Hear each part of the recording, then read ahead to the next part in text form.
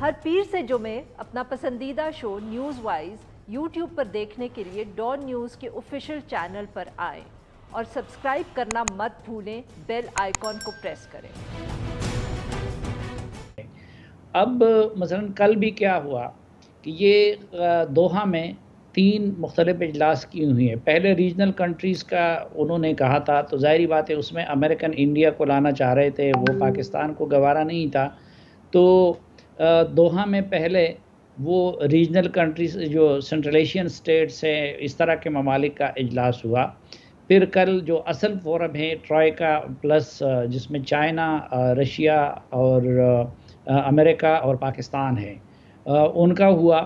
और आज फिर एक और वहाँ पे हो रहा है जिसमें तुर्की और इंडिया जैसे ममालिक को बुलाया गया है।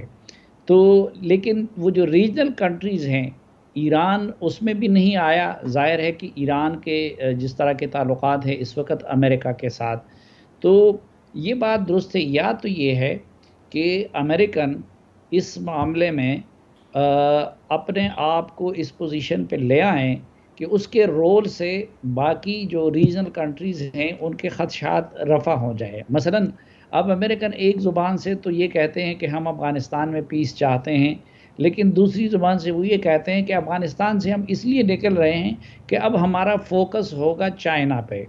और एक थ्योरी ये भी है कि शायद जानबूझ के अमेरिकन अफ़गानिस्तान को या तालिबान के हवाले कर रहे हैं या अफ़गानिस्तान में केओस क्रिएट करना चाहते हैं ताकि चीन और पाकिस्तान या बिलख़ुसूस ईरान जैसे ममालिक के लिए प्रॉब्लम खड़ी कर सकें।